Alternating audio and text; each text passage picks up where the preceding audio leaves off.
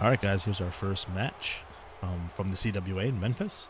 It's the Dynamite Kid versus Tiger Mask for the NWA Junior Heavyweight Championship.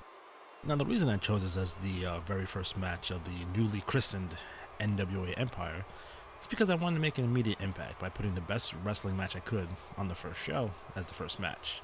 Which is interesting because the first match we saw on Monday Night Nitro was Pillman versus Liger. I guess great minds think alike.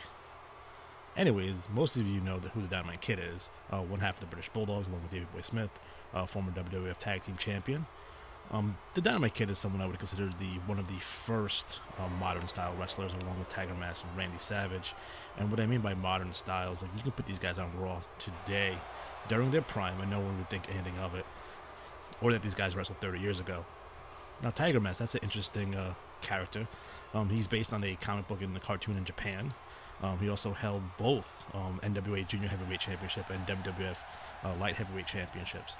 I know Sayama stopped being Tiger Mask sometime in '83. I'm not sure when exactly. And Misawa started in '84 in All Japan Pro Wrestling.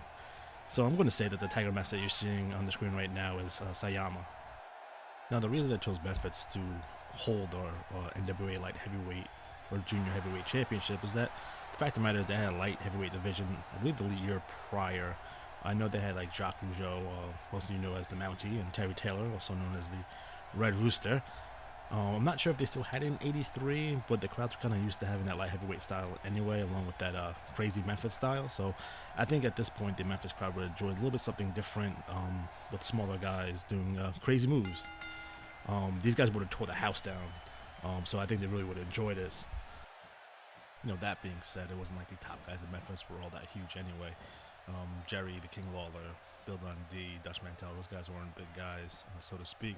And what I mean about kind of that new style, I mean, the bottom line is that Terry Taylor and Jacques Rougeau were not doing the things that Dynamite Kid and Tiger Mask was doing, so they weren't quite on that level. So now, before we get too far into this, I just wanted to say that I did not create any of these wrestlers.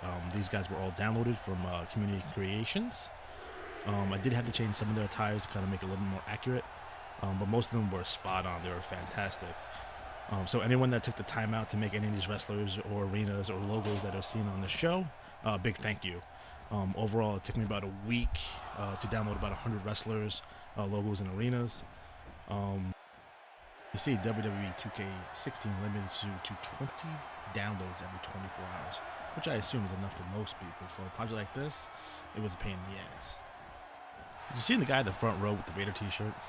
Man, that was a badass shirt. They didn't have those shirts in '96. Speaking of wrestling t-shirts, now I've been a wrestling fan since 1987, and I only had one wrestling-related t-shirt, and that was the yellow Hook Rules t-shirt. Now, there was a time in the early 90s when wrestling wasn't so cool, and if you're caught wearing a wrestling t-shirt in school, you were made fun of. The dark times of the early 90s where most wrestling fans went into the closet, so to speak.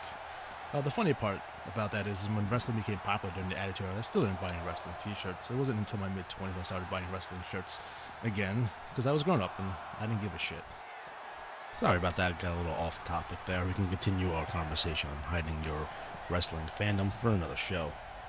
But I am curious about the state of the Junior Heavyweight Championship in the 80s. I do remember it being defended on Starrcade 84. I know it was abandoned in the late 80s. It became part of the J-Crown in the 90s. Now, for those of you who don't know what the J-Crown was, in 1996, New Japan Pro Wrestling had a tournament to unify 8 light heavyweight championships. The tournament was won by the great Sasuke. And an interesting note about that championship, the Ultimate Dragon was J-Crown champion.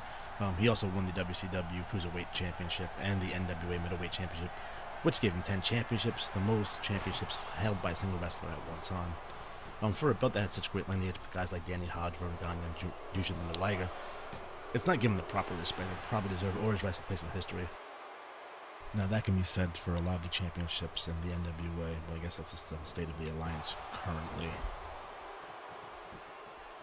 From the looks of it, looks like the NWA World Champions, the auxiliary championship belts, the NWA World Tag Team Championship, and the NWA Junior Heavyweight Championship. For the most part, it looks like it wasn't defended outside their core territories. From what it looks like, the Tag Team Championships were mostly defended in Mid-Atlantic, and the Junior Heavyweight Championship, although it had a different kind of road, looks like it was primarily defended in Oklahoma and Japan for the most part. And guys, for any reason, if anything I'm saying is incorrect, please let me know in the comment section. And it will definitely, in a future show, if I say anything that's incorrect, I will correct it. Now, there is a lot of people out there that want to bring back the WWE Cruiserweight Championship. I don't really understand why championships on both the Raw and SmackDown have been devalued to the point where they don't really matter. The only championship that matters is the NXT Championship. That's due to the fact that the entire show is based around that championship belt. Not even the WWE World Heavyweight Championship means a whole hell of a lot nowadays. The current champion is Triple H. And I don't think putting the belt on him was necessarily a bad idea, but I'll get into that more when we go into the WrestleMania preview show. Now, I'm of the opinion that some of the things that devalue championship belts is short title reigns, people not having passion, people talking about championships in the promos, kind of weak championship matches, lots of non-finishes or dusty finishes as they're called. I think those are some of the things that can devalue a championship to the point where, it doesn't really matter on the show anymore. Speaking of championships, the current champions in the CWA for this project are Jerry the King Lawler as the Southern Champion. We have Tiger Mask as the Junior Heavyweight Champion. And we have the Rock and Roll Express as the Tag Team Champions. The rivalries we have for CWA Memphis are as follows. We have Jerry the King Lawler versus Randy Macho Man Savage, who happens to be my favorite wrestler. We have Dutch Mantel versus Austin Idol. And we have King Kong Bundy and Ravishing Rick Rude versus the Rock and Roll Express.